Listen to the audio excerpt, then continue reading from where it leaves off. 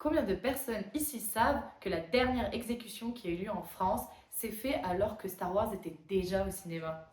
Mes chers camarades, j'espère que vous allez bien et aujourd'hui on va s'attaquer à un sujet un peu tranchant, l'histoire de la peine de mort en France. Certes, c'est pas le type de vidéo qu'on regarde quand on lance YouTube, mais promis, pour vous, ce sera intéressant. On va tenter de comprendre comment notre justice a évolué au cours du temps et comment la France s'est bâtie à travers la peine de mort. Alors, on va voir aujourd'hui comment on est passé de l'exécution sur la place publique à la prison des Baumettes. L'Ancien Régime, dis-moi qui tu es et je te dirai comment tu meurs. Avant la Révolution française, la justice n'est pas la même pour tout le monde. C'est la règle d'or de l'Ancien Régime. Ton rang social définit comment tu meurs et comment tu passes l'arme à gauche. L'idée à l'époque, c'est que la peine doit être une souffrance physique visible. On ne veut pas juste éliminer le coupable, on veut terroriser les foules. C'est ce qu'on appelle la fonction exemplaire de la peine. Et pour cela, on ne manquait pas d'imagination. En effet, le numéro 1, c'est la pendaison. C'est le bas de gamme, c'est réservé au peuple et aux voleurs. C'est moche, c'est lent, c'est humiliant. Bref, horrible. Le numéro 2, la décapitation par le sabre ou la hache. Ça, c'est privilégié pour la noblesse. Effectivement, c'est un peu plus noble et un peu plus rapide. Enfin, si le bourreau ne se rate pas. Le numéro 3, c'est celui qu'on connaît tous, le bûcher. Effectivement, il était privilégié pour tout ce qui est les crimes contre la religion, la sorcellerie, l'hérésie, comme on peut voir souvent dans les films. Et enfin, le numéro 4, l'écartèlement. Celui-là, il était réservé aux régicides. Et c'était ceux qui voulaient s'attaquer au roi. Tout simplement, on vous attachait les membres à un cheval, puis on tirait. C'est pas très agréable et surtout c'était très long. Puis enfin, on arrive à un tournant assez tranchant, comme on pourrait dire, de l'histoire française. Mais tout change avec la Révolution. On veut de l'égalité partout, même à l'échafaud. Le docteur Guillotin, qui soit dit en passant, n'aurait pas inventé la machine, mais l'aurait promue pour des raisons humanitaires, propose une méthode unique. Le code pénal de 1791 tranche la question. Tout condamné à mort aura la tête tranchée.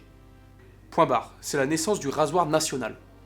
La première a eu lieu le 25 avril 1792, le condamné s'appelle Nicolas Pelletier. Et la surprise, la foule qui était habituée à des supplices qui duraient des heures est déçue. C'est trop rapide, on n'a rien vu. Les gens hurlent « Rendez-nous nos potences !»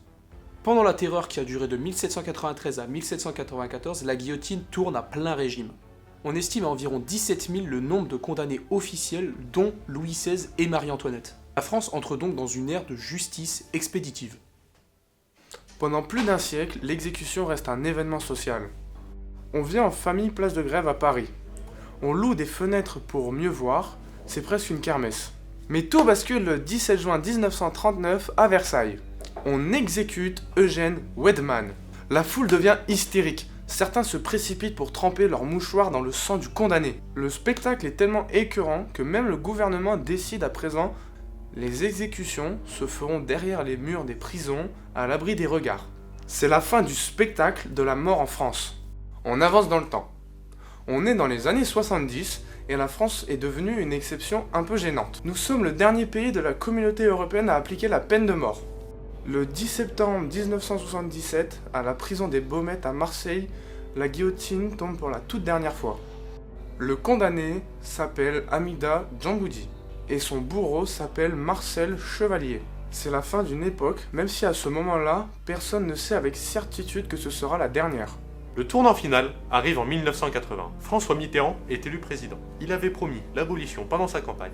Un pari risqué, car 60% des Français y sont encore favorables. L'homme de la situation, c'est Robert Badinter, le garde des Sceaux. Le 17 septembre 1980, il monte à la tribune de l'Assemblée nationale et donne un discours historique. Il ne parle pas seulement de droit, il parle d'humanité. Le verdict tombe le 9 octobre 1980. La loi est votée. La peine de mort est officiellement abolie en France. La guillotine part au musée. Alors, on pourrait dire que c'est une vieille histoire, mais pas du tout. Si la France a tourné la page, la peine de mort reste une réalité brûlante dans le monde. Aujourd'hui, certains pays pratiquent encore des exécutions, parfois même publiques, et les chiffres sont alarmants. Selon les ONG, le nombre d'exécutions est le plus élevé depuis 2015. On note une augmentation de 48% par rapport à 2022. La vague d'exécutions que dénoncent les organisations internationales montre que le débat sur le droit à la vie est loin d'être clos à l'échelle de la planète. C'est un sujet complexe qui touche au cœur de nos valeurs. Et vous, qu'est-ce que vous en pensez? Est-ce que vous connaissiez l'histoire de la guillotine? Dites-moi tout ça dans les commentaires et on en débat dans le respect bien sûr. N'oubliez pas de vous abonner et de mettre un petit pouce bleu. Merci pour votre fidélité, quant à nous on se retrouve pour de prochaines aventures au fin fond de l'histoire. C'était Maxence, ciao.